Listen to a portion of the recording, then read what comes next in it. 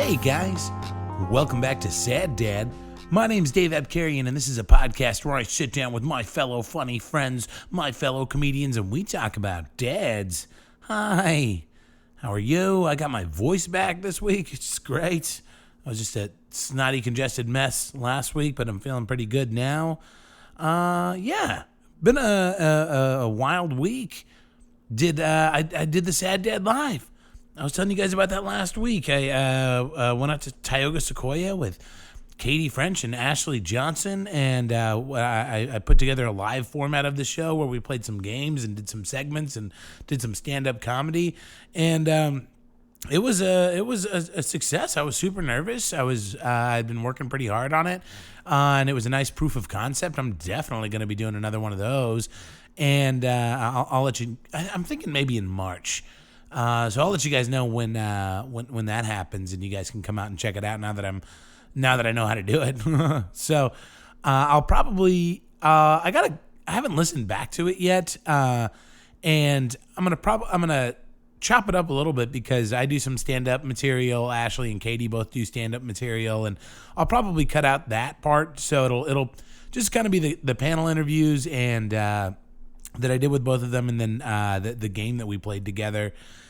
So yeah, it was really cool. And like I said, I'll release it as a bonus episode because I think once I have everything all edited down, I think it's only going to be maybe 20 or 30 minutes long, which is not a full episode. I want to give you guys a full hour of content, but I'll do it as a bonus.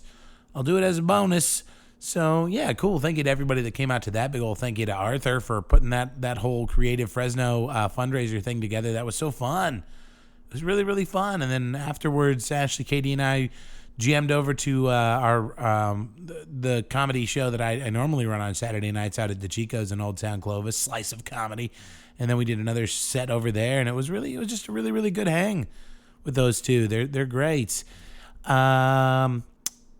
Oh God, my dad got some bad news this week. He's got a pretty severe neck injury. He's gonna be needing a lot more help with the family business. So I've got to step in and help him out more, which is, I think I can make it work with all the comedy that I do and all the shows that I do as it is right now. It's just a lot of early mornings, getting up at 5 a.m. and driving to Stockton and Sacramento, 3.5 hours away. And then, and I'm up late doing comedy. So that's going to be intense. So, but help the guy out. I actually was helping him out this morning. I normally, when I help him out with the business, I usually deal with like the end product. We make chemicals that go into boilers and keep the boilers from scaling up with minerals and stuff.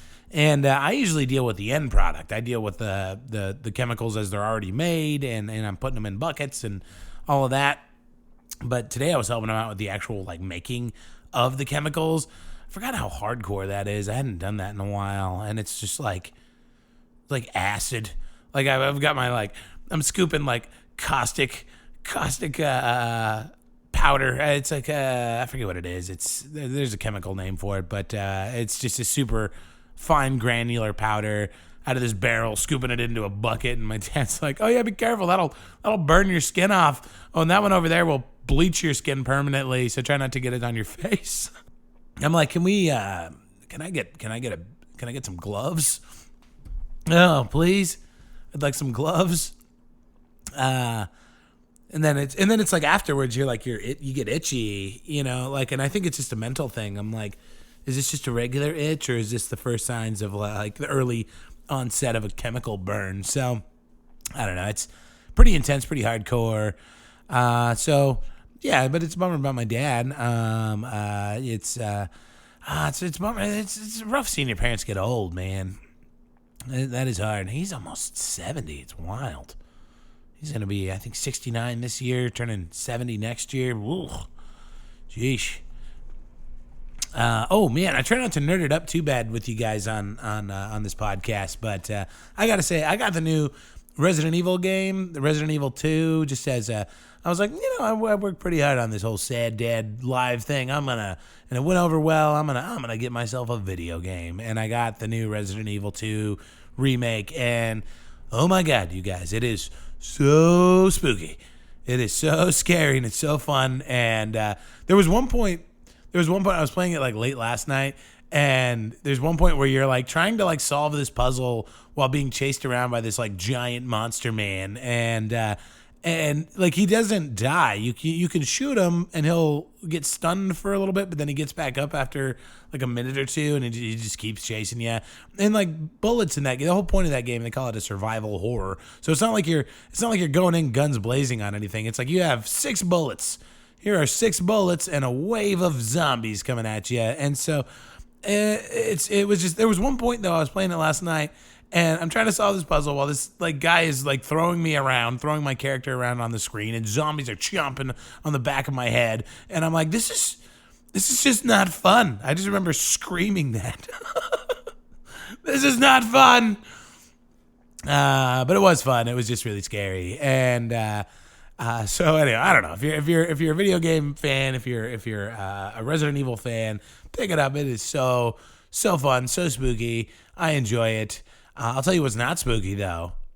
My guest today, Mr. Anthony Desamito. He was up a couple weeks ago with Matt LeGrand, who you heard last week, and we had a ton of fun. The three of us just kind of hanging out for a few days, and Anthony and I think we mentioned it in the show, but there was a point where they needed to go back to LA because Matt had a bunch of work to get done, and then it was raining so hard. There were all these mudslides from the fires closed down the grapevine, and so they were literally like trapped at my house for a day and a half or so, and so it was extra hang time, but it was good. It was a really, really fun time, and I really enjoyed this chat that I had with Anthony. I listened back to it this morning, and it was really, really interesting. More so than I think I even imagined at the time that we had the conversation. Anthony's such a sweet and dynamic, and he's so fucking funny, man. And I think you guys are going to dig Anthony. So without further ado, stick around for the outro. I've got a couple housekeeping things I'll go over with you guys. And this is it, guys. Here we go. Anthony Desamito.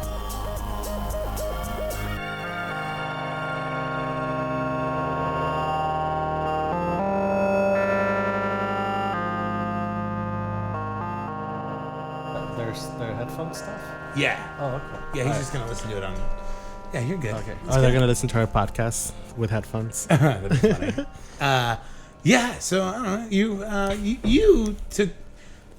Maybe it's like this everywhere you go, but it seems like you just take to Fresno like a duck to water. Like you just get how everything works almost instantly.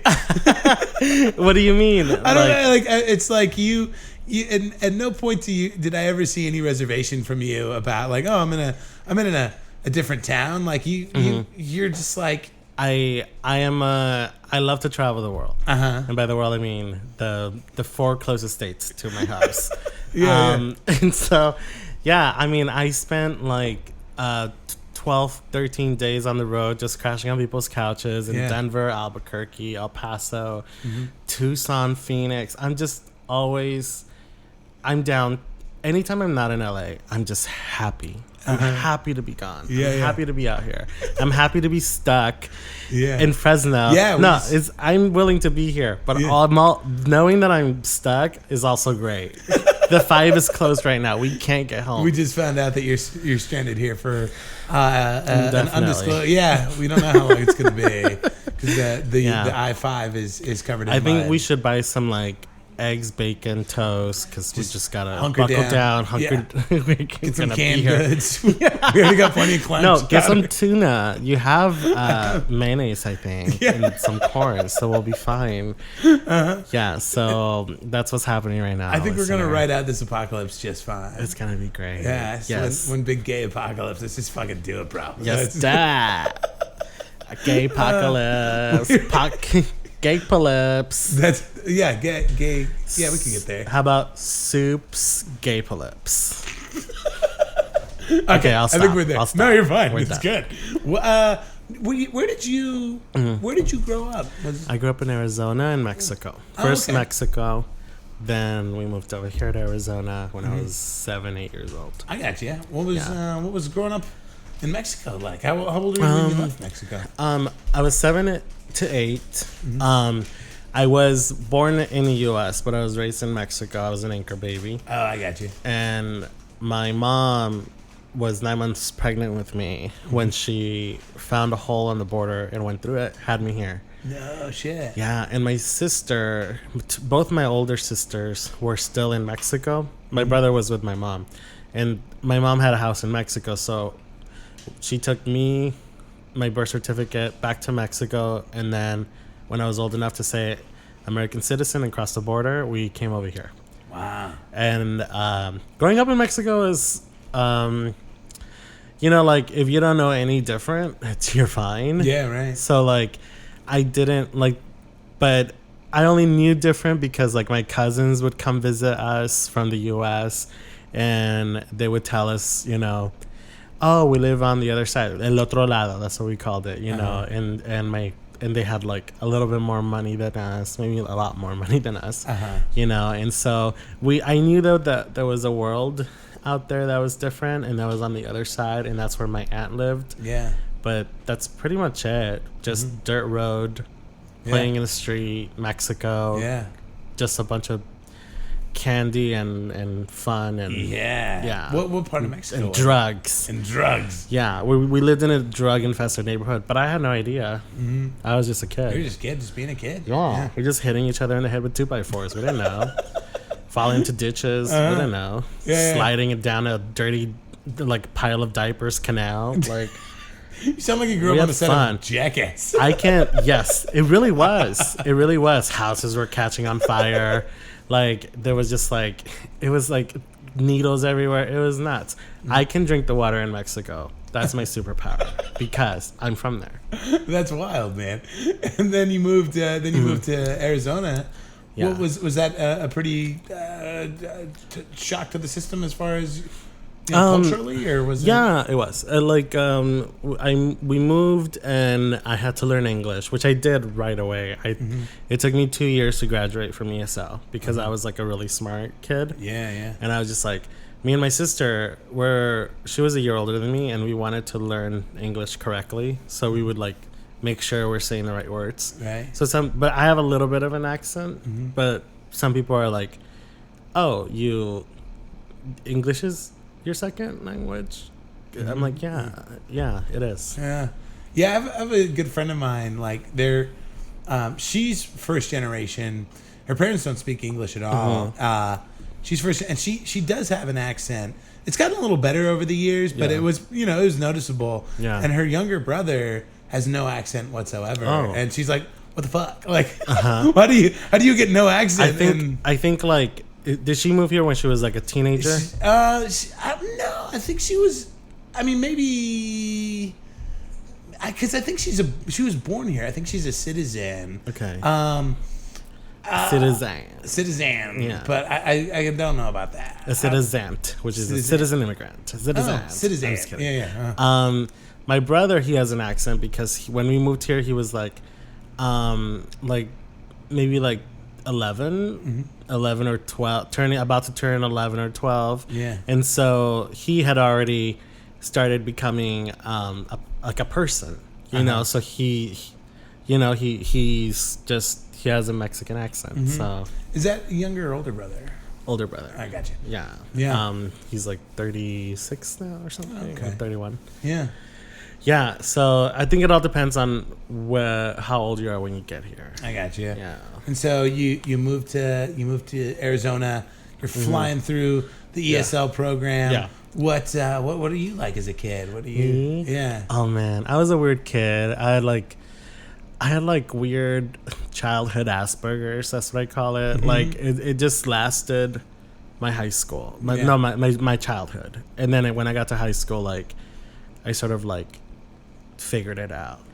Yeah. I don't know. Like I was just by myself all the time and living in my own little world. I kind of like detached from reality a little bit and I remember being like bursting out of that bubble, you know, and realizing, oh, I need to grow up. Yeah. Because I was just like, I was like, I don't know, like I had like I was in 6th grade and all my friends were like in 4th grade, which isn't like back. It doesn't seem bad now, but when you're that age, it's like, what's wrong with you? Yeah, right. Yeah, because when you're like in third grade, you're better than a second grader, you know, and they have to listen to you, right? You know. yeah. Well, one sec. Hey, Creed, could you turn off the heater?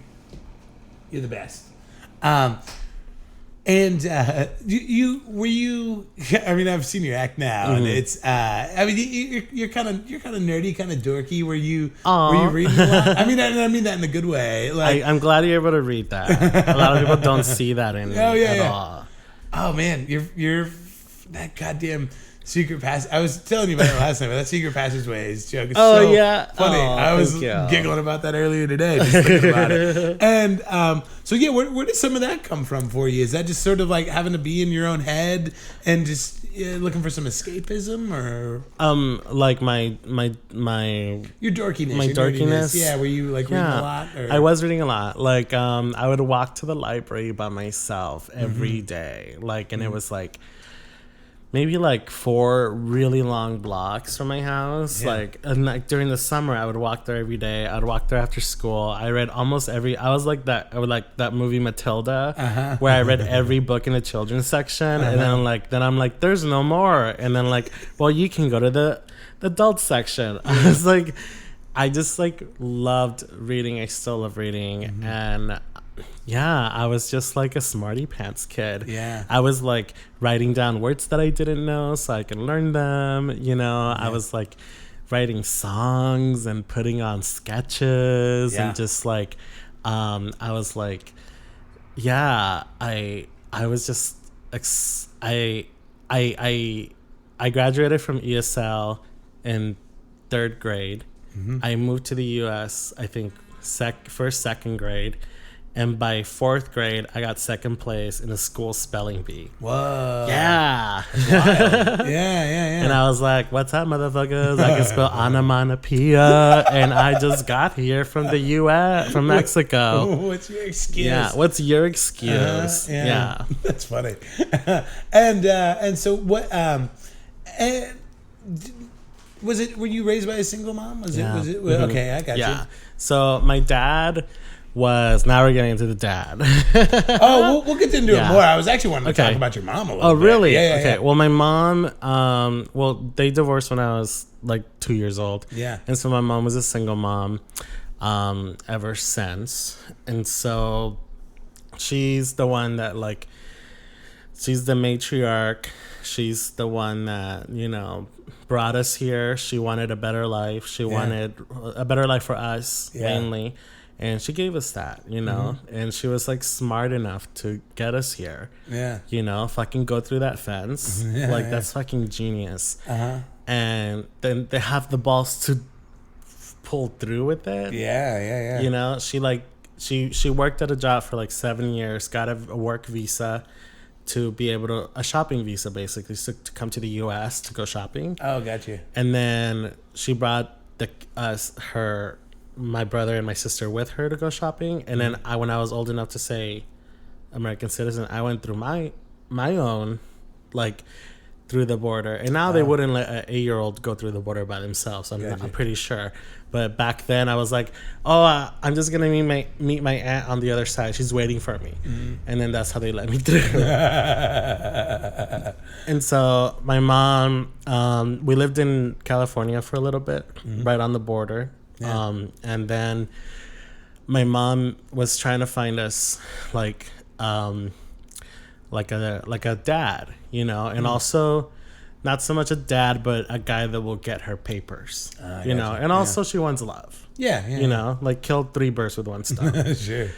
A dad, a husband, and the ability to stay in the U.S. So she met Dean in Calexico, Heber area down there by El Centro. Okay.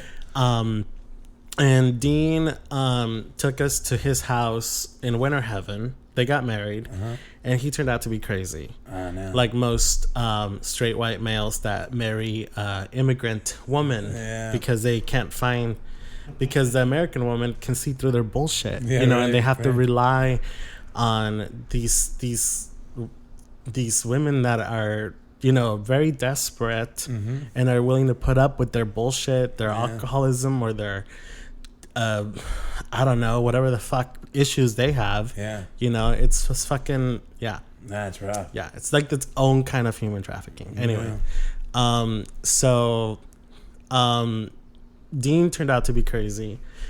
And he like held a gun to my mom's head one day, and my mom grabbed it and she fucking like threw it into a swamp, and in winter heaven. And then the police came and they took me, my sister, and my brother to a safe house. And he had like already crossed the line before because he had this whip, and he like jokingly like whipped my brother in the back. Jesus. Like, I know, he was insane. And all I remember about him is like he was just this old white stinky dude that was obsessed with Dr. Quinn, Medicine Woman, which is like a really progressive show, but you're also an asshole. So we went to a safe house in Yuma, and that's how we ended up in Yuma, Arizona, where I grew up from like 8 to where I became an adult, like 20 years old. Wow. So I mean, most of your childhood it was in Yuma, Arizona. From 8 years old up. Yeah. Well, so like right in the middle of my childhood, I was like taken into this new world. Yeah. I was gonna ask you. I'm always curious about people that start comedy and seemingly these middle of nowhere scenes. Like for you, what was that like? I mean, well, first of all, what made you decide to try comedy in the first place? And, Well, I was living in... Well, I did improv in high school. Oh, okay. Yeah. Because I wanted to... Like, I heard that my drama club went to NAU for a field trip to watch Dracula to watch, like, 18-year-olds put on Dracula, right? Okay. And so there was one part of that trip where there was improvisers called Naughty Bits, like NAU, and then T-Bits. Yeah. Right? Yeah. And they're still going and stuff. And then I was like, oh, improv is really funny. Short form improv. It was like, whose line is it anyway? So then we started a club in our high school doing short form improv, and we were terrible. It was just like... As you want to be in high school. Yeah. It was just us like going up on stage and being like, you're fucking dumb, and then like ha ha ha, like it was just so stupid, you know, like we didn't know what we were doing. And that's when like that's when like I started chasing like the laughs and stuff. And then I was a funny kid in high school. And then I was like I became obsessed with like Sarah Silverman and Margaret Cho and like all these like hour specials that I was watching on Comedy Central. And then I graduated high school and I went to college in Flagstaff, Arizona, and that's where I tried stand up for the first time. Flagstaff, man. Yeah. I was like 20 years old. Wow. When I first tried it. Yeah, I did Flagstaff a few months back, and it's a fucking cool place. I really like Flagstaff. I love Flagstaff. Yeah. It's super cool. They do that big comedy festival up there too, Big right? Pine. Big Pine. Yeah. I was a co-founder of that. No shit. Yeah. I've heard. I mean, I've never done it, but I've only heard like gleaming things. I was. We were just there. We just did a bar show. We were passing through on a tour, but cool. It was. I've heard Big Pine is just a super fun festival. It's really, really fun. I mean, I co-founded it, but I've detached myself from it. Like, just because like they had like it was like not going that great, but then they got new owners and now it's blossoming. Oh, that's awesome! Yeah. But I don't live in Arizona anymore, so I don't want to produce anything that's so far away. Yeah, just emails. No, I can't. So many emails. Yeah. What was at the time that you were doing it or starting out? What was the scene like in Flagstaff? Oh, there was no scene. I mean, I went up in 2008 4 times in 4 months because I thought you needed a new set each month. So I'm like, I'm gonna write a new 5 minutes every single time. And so I went up at the Applesauce Tea House where they served applesauce tea and anger. They were very rude to you. It was just like an open mic. And it was all poets and weirdos and like, and the host was a comedian. but he was weird avant-garde, like an Andy Kaufman one. So I was like, my first look at stand-up was through a lens of crazy. Yeah. And so then I went and then I did 5 minutes, and then 4 months after I started doing stand-up in Flagstaff, they closed down the Applesauce Tea House. There was just a sign that said "closed forever," just written. and I was like, okay, cool.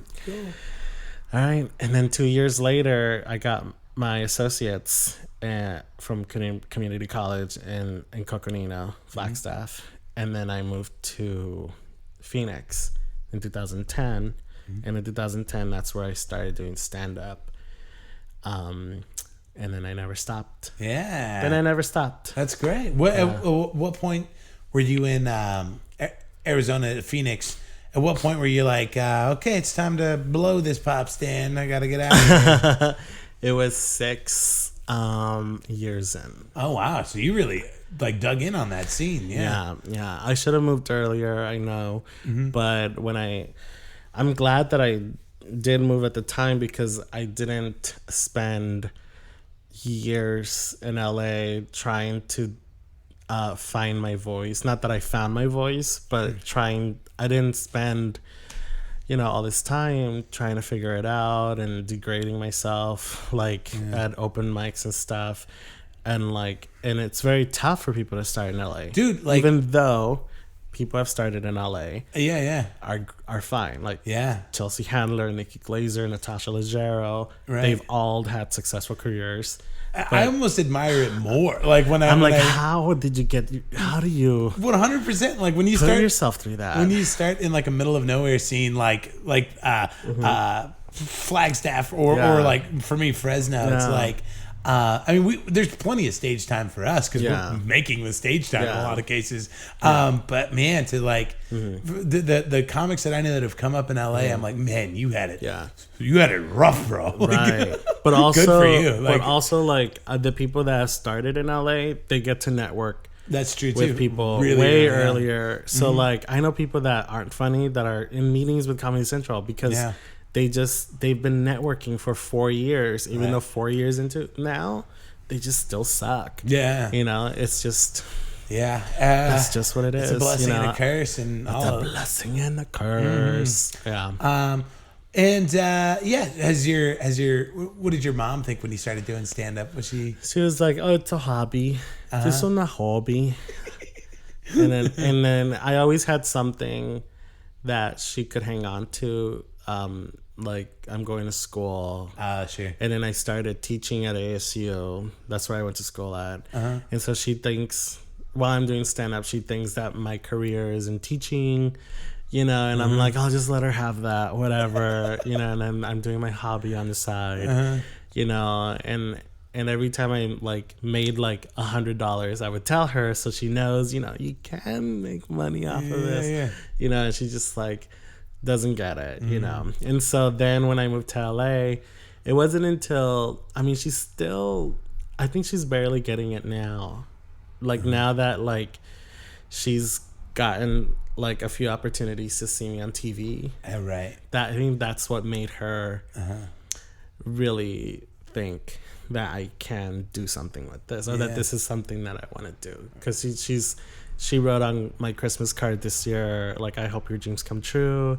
When before, she wouldn't say stuff like that, She'd just be like, you should look for teaching positions in LA, or you should look for editing positions, because I'm an editor too, video. Gotcha. And so, yeah, I think she's coming around, but now I'm afraid I need to keep that momentum going so she doesn't go back to. Is that is where she's from? Is stand-up comedy? Is there a stand-up comedy scene? Or is it something she would have experienced? She's from Mexico, so she experienced a lot of payaso humor. You know, wah wah wah wah wah, and pies, and then women with big boobs, being Googled at, and señorita, ay ay ay, and puns. So that was the comedy she grew up with. So that's why I think I'm a little bit like silly, Yeah, because I grew up in that. Sometimes I don't get British humor because it's so dry and like internal.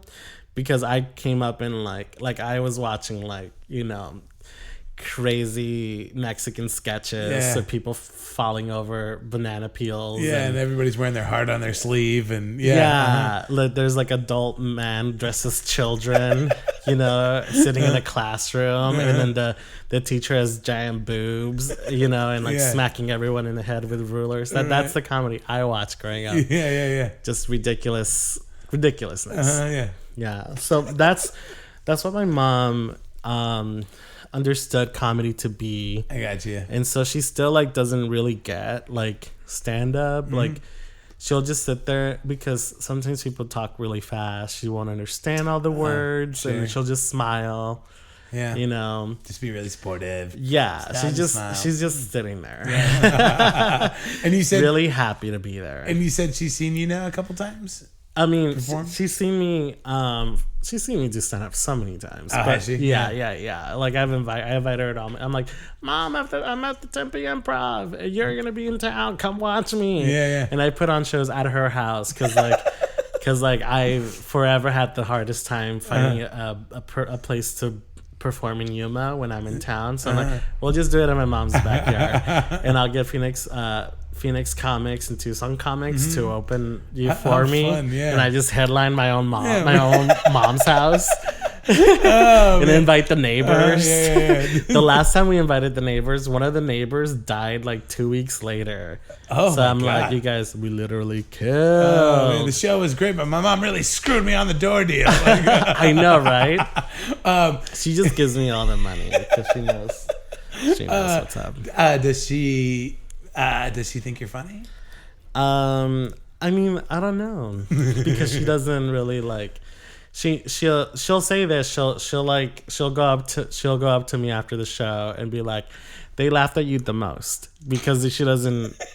That's her only gauge. That's her only gauge. Like, they laughed at you the most. Oh yeah, Cool. I'll take that, Mom. Yeah. Is that your way of saying I'm funny? Yeah, I think so. It's got to be what it is.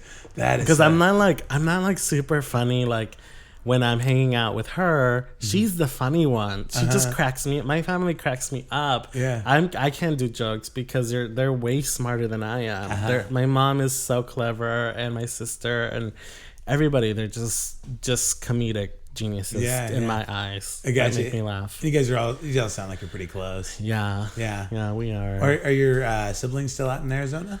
So my sister lives in Phoenix. She has a baby, 9 months old. Yeah. And she's my life. Felia. I love her so much. And her baby daddy lives with them. And my mom lives in Yuma, Arizona. And my stepdad, Floyd. My mom ended up with a good one. A good white dude. So they're out there, guys. Good old Floyd. Good old Floyd. She went hard in the paint on the white guys. Yeah. With Floyd. It's a full-on Floyd from Indianapolis. Yes. Like, she's Indiana. I don't know from that city specifically, but she and Floyd, I consider him my dad. Wow. He's great. He's amazing. That's awesome. Yeah. I mean, it's a great segue because this is a podcast about dads. Yeah. And you're Anthony Desamito. I am Anthony Dad Samito. Dad Samito. Yes. Oh, yeah. Anthony Daddy Samito. Dadamito. Yeah, Dad. I'm such a daddy. Yeah. And you kind of touched on it. I mean, we started to get into it before I made you stop. But so tell me a little bit about you said your parents separated when you were really young? Yes. So my mom and my dad met in Mexico. Mm-hmm. That's where they had my sister. Gotcha. And then a year later, they had me. And then 2 years later, they got divorced. And so my dad there's so many fragmented memories, but basically my dad left my mom left my dad because he was a heroin addict. He started doing drugs. Yeah, so he was like in and out of prison. He lost his work visa for the U.S. because he was I don't know if he had dual citizenship or if he was just or if he was born in the U.S. I think he was born in Mexico because I do have I do have access to his birth certificate. But yeah, Antonio Desamito was my dad's name. Oh, wow. And so I was named after him. My name is Anthony. Gotcha. So, but my name is Anthony Desamito Jr. So, whoa, I didn't realize you were a junior. I'm a junior, but my dad is named Antonio Desamito. So, like, the doctor Americanized my name in the U.S. so I could assimilate better. Oh, wow. But he kept the junior. So I'm the only case, I think, where I took my dad's name, but the American version, like I was like Ellis Island or something, like just your first name. Yeah, it's wild. I know, it's really, really weird. And for the longest time, I thought my name was Antonio when I lived in Mexico, and then when I moved here to the U.S., I thought my name was Antonio, and then I go to school and I'm sitting on my desk, and those little like. Where they make you, where on your desk they put your name with a dotted line in the middle, so you know where to do the capitals exactly in the lowercase. Mine said Anthony, and I was like, my name isn't Anthony, it's Antonio. And they were like, no, your name's Anthony. And I put up like a giant fight until like I went home and I was like, Mom, what's my name? And she's like, it's Antonio. And I was like, no, look. And we looked at my birth certificate and it was Anthony. What? And your mom didn't know it either? I think she just forgot. She's busy, like, she's busy trying to, raising 3 kids. Sure. One was in Mexico. My oldest sister stayed in Mexico. And she's cleaning houses. And, she's like, she doesn't have time to like know our names, I guess. She's a fucking busy woman. And I appreciate that now. Back then I was just like, whatever, How funny. How dare you? And so do you know much about your dad in his early life? I mean, like, where did he where he grew up and all that? Yeah, he grew up in Mexico. I mean, I see pictures of my mom and dad in Mexico. My grandma, from my dad's side, she has a house in Mexico. Oh, okay. And on the other side of the border, maybe 2 miles away from the border, and that's where my dad grew up, and my uncle, and my aunt, of course, they all grew up there. But then my aunt, she's a citizen, so it's like there's this Chicano. I don't know who's a citizen or not in my family. People just come and go to the U.S. and Mexico, right? But I really don't know too much. I know that he was involved with drugs in the cartel, and I know that his like neighbors were cartel, and he worked for them for a little bit until they didn't pay him, so he stopped working for them. Oh, yeah.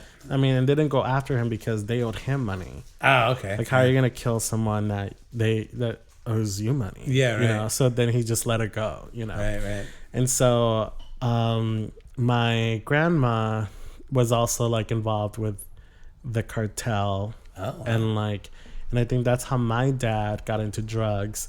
And so that's through your grandma? I think, yeah. That's wild. I mean, if one of my relatives listens to me, they could be like, actually, no. But yeah, so she had a lot of guilt over my dad dying from drug complications. Oh, I didn't know your dad passed away. Yeah, he passed away when I was 8 years old. Oh, my God. And at that time, 9 years old, I think. And by that time, I was already living in the U.S. So no one told me he died, and I was really mad. And they didn't invite me to his funeral because they thought I couldn't handle it. Oh, jeez. But my older brother went to my dad's funeral, and my older brother is my stepbrother, not the stepbrother, half brother. Oh, so it's not even his dad. It's not even his dad, but at the time he thought that was his dad. Oh man, jeez. And so at the funeral, my brother was crying because his dad's dead. And then my cousin was like, why are you crying? He's not even your dad. Oh, God damn. Know. That is dark, dude. I know. Yeah. Holy shit. That's, man. Where do you even go? What do you do? I don't know. I don't know. What a kick in the balls, dude. And so then my brother told me that story, and I found out about this last year. There's so much of your family that you don't know if you don't ask. Yeah, you know, yeah. like you don't. And I need to really buckle down and figure out what happened before everyone dies. Yeah, because when you're a kid, especially me, because I was in such a bubble, like I mentioned earlier, my sister was so in tune to everything that was going on. She was so nosy, and she knew everything about everybody. It was like a soap opera happening in front of her eyes. Me, I was just like playing pogs and just like, it's like I didn't want to face like reality or deal with anything. But you were also a kid. Like, you should be able to be a kid too. You know what I mean? Like, I don't think there's any shame in that. Like, at least you. I mean, it's weird and it sucks, you know. But at the same time, I don't think you should feel bad for being a kid and doing kid stuff. You know, right? I mean, how would you have known? You know? You're right. Yeah, that's what I'm here for. Now. And so, did you have? Did you have any kind of relationship with your dad, or did you ever get a chance to? So, we were in Mexico from the time they got divorced, when I was 2 until around 7 years old, when my mom was like, "We need to get the fuck out of here." Yeah. And so those 5 years, I knew my dad existed. He would come. My mom didn't like him visiting us. So I remember when she was at work, he would come visit us because we were like latchkey kids. Sure. Yeah. You know, just the neighbor across the street would come check on us like every a couple hours, you know, or, you know, make sure that we're okay.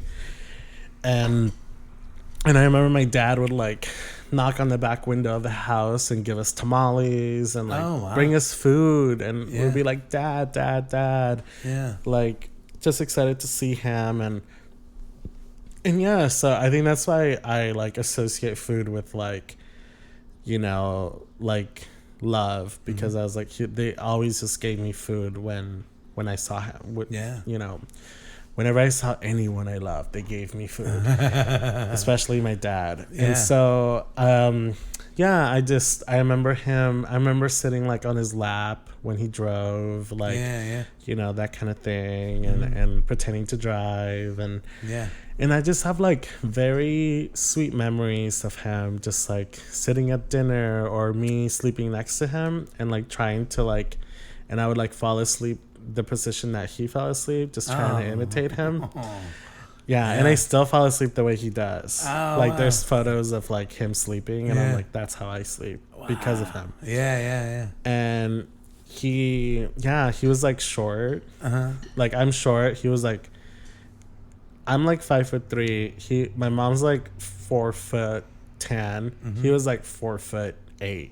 Whoa. He was like a short,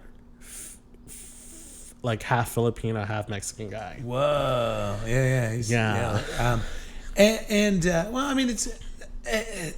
a bummer with the drugs doing what they did to him, because he sounds like he would have been a good dad. It sounds like he already was a good dad in a lot of ways, but yeah, if it wasn't for his drug use, I think he would have been a great dad. That's really tragic. And so for you, I'm always curious about this, because I've had other guests on that have lost their dads real early on, and one of the things that I'm always curious about in that type of situation is like growing up, you know, without sort of without a father figure necessarily. I mean, where is it that you turn when you're looking for like that male role model? I mean, what did you find yourself doing, or did you have one at all? Well, I didn't. I don't know. It was when you have a matriarch, it's like she's your dad. You know? Right. And so, like after I had my uncle, and I had, but he was also on drugs, so I didn't see him very often. Sure. And so when we really didn't have a lot of dad figures growing up until we moved to the U.S. and my mom was trying to find us a dad, husband, papers, right? The trifecta. And it would be just like these terrible white dudes. Just like one of them was like this meth head with teeth problems, and she didn't know he was a meth head, and you know, And then one of them was like this crazy alcoholic dude that would like drink a handle of vodka in the shed. Oh, jeez. And like come out like in a Speedo and like walk into their house and be like, fuck you. Like, to call me a fat piece of shit. I was like seventh grade at the time. Yeah. And then be like, let's go fuck to my mom. And he was like gay. Because like when I was like at that age, 7th grade, I was like trying to find gay porn in his computer, and he beat me to it. Like I typed in G, and it was like, whoa. Oh wow. So I'm like, so he had this secret, you know? Yeah. And so that's why he was drinking so much, I think, Right. and probably other stuff. Yeah. And he ended up like shooting himself in the head. Jesus. I was like sleeping in like, it was like a double wide like this. And so like imagine like I'm probably sleeping, probably like I'm sleeping over here. And then he shoots himself in the head, like right there. In the room right next to It was that? a room right next. Yeah. And I didn't hear it at all. Oh, you slept through I slept through it. I'm a heavy sleeper. Whoa. I must have had a really important Pokemon tournament the next day because I did not want to wake up. And there was like a pink, like, you know, that old school brown carpet. It was like a, I guess blood turns into pink after on old 70s brown carpet. Wild. Because there was like this pink spot on the ground forever that my mom moved her bed over, but not completely. And I was like, why is there a pink spot on the ground? And she was like, oh, I spilled Kool-Aid. Oh, jeez. Yeah. That's fine. That's how Mexicans say it, Kool-Aid. That's, there's a weird metaphor there. Yeah. With it turning pink, you know, because that's, if he was a closeted gay. Yeah. Yeah. It's kind of fun. It turns into a dick. The shape of a cock. Just a big pink cock. Whoa. On the, whoa. His legacy. It's just fucking blood dicks, Going bro. into like an ass. Like, like 2 bloody sections.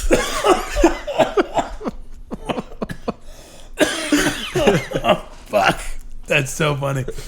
Hey, Mom, why do you have this super vulgar mural on the carpet? That's how he died. That's how gays bleed. That is so funny. I feel like, yeah. And then they told me like a month later, like, no, James killed himself here. Holy shit. And so they had our priest from the local priest, like, bless the house. Yeah. We ended up going to court for molesting kids or whatever. Holy shit. You know, right? So I was just a hot mess of a growing up. Were you guys religious? No, not really. I mean, we didn't have time to go to church. I mean, I experimented with religion a little bit, but then I was like, no, they're not going to accept me. I knew who I was. Right. So, but my mom's still like, no, but not, my mom, she's religious, but she doesn't go to church, and she has the candles, she has the crosses, but she's just like, all the highlights. she just fucking hates people. Me too. I don't want to hang out with I don't mind church, but I don't. If I just had like a church I would go to and no one else, I would go to church. Just like me and my friends and my family. We call this friend church. It's friends. Friend church. Friend church. Friends with a Z. Yeah. You mentioned him earlier. Tell me a little bit about Floyd. Floyd is great. My mom met Floyd when I was like a sophomore, freshman, sophomore in high school. Floyd, at first I didn't like him because I was like a high schooler, you know, and like doing drugs and like rebelling. Just being cool. Too cool for this. And so I would argue with Floyd, but then like he's like helped me out so much with everything in my life, and now I'm like, he's the best person ever, and I love him. And sounds like he's really patient. He's very patient, especially with my mom, you know. Like they get into it, she gets into it, and he's just like, oh honey, what's just say, and then he just passes out on the recliner. She'll be like, Floyd, you're stupid white man. Like, and then like, okay, honey. All right, dear. All right. I'm gonna go lay down. Yeah. So Yeah, he sounds like what's his name, Barney from the Matlock. No, not the Matlock. I'm just ruining this. It's fine. The Matlock. Who from the Matlock? You know the Matlock. No, I meant the what was the one he was on before that? Not Leave It to Beaver. Whatever. I don't know. That is an old show. I didn't watch Matlock. I know who you're talking about. It was. Wasn't Matlock a spinoff? No, off of the Andy no, Griffith show? My phone's on the other Was side. that Andy Griffith show? Yes. Yes. Okay. Yes. Yeah. The See, I know some. Not Andy Griffith, but the other guy. The other guy that was in that yeah. show. So, he was like the lawyer, right? Yeah. No, he was the other like sheriff. Okay. And he was like, "Oh, what are all these ostriches doing in there?" You know. Oh, that guy. Yeah, that's how I picture. The guy from Three's Company. Yeah, I think he was in Three's Company. Don Knotts? Don Knotts. Okay. We're there. All right. We did this. it. We got it. I need a pie. He was in Matlock? No, he wasn't. Okay. But Andy Griffith was in Matlock. Okay. Just sorry. Okay. But we're there. Anyway, I picture your dad. I've done worse things on podcasts. I picture Floyd being Don Knotts. That's what I want him to look like. He's like a very straight Don Knotts. That's funny. Yeah. Oh, that's great. How did your mom and Floyd meet? It was funny. They met because I think my mom answered a personal's ad thinking it was a cleaning service, like someone needed their house cleaned. So, oh God, she's here to clean my house. Yeah, so because she, I mean, he's trying to. I think he put an ad out. I believe this is a story. Everything I could have said today was maybe a lie, by the way. Already a hilarious setup, though. Like, he thinks she's going on a date. Yeah, it's so romantic comedy. And so, it's so stupid. And so then they meet, and then he took her out to dinner to Red Lobster. This job is great. This job is amazing. And he took her out to dinner to Red Lobster, and Red Lobster's been their thing. Oh well, yeah. I mean, those cheddar knots are fucking cheddar biscuits are so good. I heard they're wonderful. Yeah, I have never eaten at a Red Lobster. I think one time. Yeah, and I'm fine. I used to work at a crab restaurant, so you know what's up. I don't really care. Yeah, I love crab. Mm-hmm. Lobster's a big fucking scam. Oh yeah, is it? Yeah, it is. It's nope. No. No, you're paying too much. Get crab, get king crab, get snow crab. Any other crab is better than that. That you're getting lobster, money wise, weight wise. Mm-hmm. Yeah. I like this. I like this nice little crab tangent. Yes. I found your hot crab button. tips. Crab tips by Anthony Desamito. Never get lobster. Oh, that's funny. And so yeah. Lobsters actually were considered the meal of the poor. Was back in the day? Oh, wow. Only like the garbage people ate lobster in the East Coast. And then big crab came along. Big crab came along and changed that. Big lobster came along. So if you eat lobster, you're a fucking idiot. Anyway, we'll go back. Oh, that's fine. To dads. Yeah. Oh, yeah, that's fine. No. That was fun. And so did they hit it off like instantly, or did they date for a long time? Yeah. The first time I met Floyd, he gave me $20. I was like, fuck yeah. Yeah. I like this guy. And then he gave us a ride to the county fair, me and my friends. Yeah. And yeah. And then we had like some crazy fighting for a couple of years, and then he's always been there. You feel like that was? Do you feel like the fighting was more you or him, or me? You guys? Yeah, it was me. It was me just being crazy, like into drugs and crazy, like not listening and drinking, and yeah. I was an out of control teenager. Yeah. Yeah. Did you? How did your mom take it when you came out to her? She knew. Oh, okay. She knew. Yeah. I didn't want to come out. I was forced out by an ex-girlfriend. She was bitter, and she like outed me, and she's a bitch. Yeah. And so, but then like the rest of my high school, I built who I am today, I guess, based on being out, and I guess I'm out now. Yeah. And so I could be mad at her, but also like it was a blessing that I came out early, because then I was able to develop the convictions that I have. Yeah. And so, yeah, and my mom was fine with it. I I thought she would have a problem with it, but she really didn't. Yeah. You know, it was just all in my head. Yeah.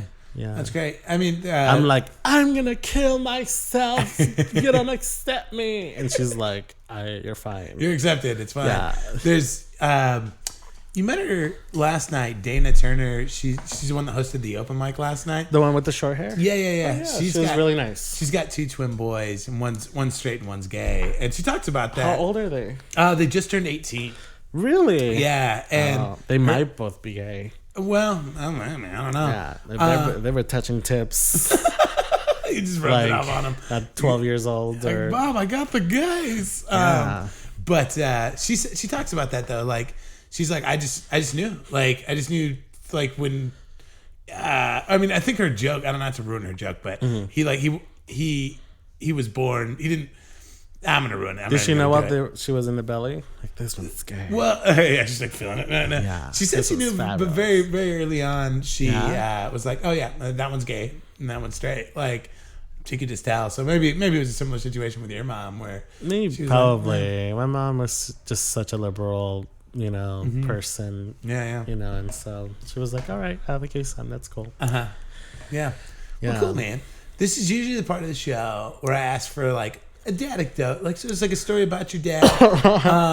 But it could be about whatever you want it to be. It could be a favorite mom memory or. One time, my dad did so much heroin. Let me tell you, it was like this much. It was so much. It was so funny. Dad, not Dad, again. Like Thanksgiving. Like a funny one. I remember seeing my dad for the last time, and it was scary. Really? Yeah, because he was like all skin and bones, and like geez. he was just like, yeah. I was like, that's not my dad, and I didn't want to hug him. I was just like, he was dying. He was dying. Yeah, that's not a really funny dad anecdote. Sure, but but it's real. I mean, if that's traumatic. I don't remember. Do you have a good mom anecdote? Do you have like just a fucking wild story about your mom? Yes, I do. Of course I do. My mom is nuts. My mom is insane. She the other day she works at a nursing home, so she has access to amazing drugs, which I've come to learn that she'll do some. Oh, go mom. Yeah. But she woke up and my sister was like staying with her or living with her. I forget how long or how ago this was, even though I said the other day. But my mom woke up and she was like to my sister, Mariana, I had the craziest dream. I dreamt that I was eating a piece of corn, like a corn on the cob, and it had mayonnaise on it and chile and Parmesan cheese, but it felt so real. And I was just like, and my mom and my sister was like, okay. Yeah. Just like weirded out by mom. And then I don't know who went to the back, but in the backyard on the table there was like a bowl with a corn husk on it, and the mayonnaise was out, and like the chili. My mom was like dream walking and dream eating. Wow. And then like my mom, and then my sister was like, "You did this for real? Like you think this was a dream?" She's like, "Yeah, it felt like a dream." I'm like, "What? What are you taking anything?" And then my mom was like, "Oh, I'm taking this before I go to bed. It helps me go to bed." And it was like Oxycontin. And I was just like, "What?" And my sister was like, "What the fuck, Mom? You're taking hard drugs." I know. Yeah. It just mellows me out. It just chills me. Yeah. It's just pharmaceutical heroin. Yeah, my mom is nuts. That's fun, dude. Anthony, this has been so much fun. If people want more Anthony Desamito in their life, where should they find you? You can find me at Anthony Desamito, and that's spelled DESAMITO on Twitter and Instagram. Also, AnthonyDesamito.com. Does this come out any certain day? It's probably going to be like 3 to 4 weeks. 3 to 4 weeks. Yeah. Well, then I'll be around. Look me up in your And if you're listening to this and you want me to come to your city, find your local comedy club and tell them to book me. Yeah. And I'll link your website and your Insta handle on. Yeah. And then, well, cool. Thank you. Anthony, This is thank wonderful. you.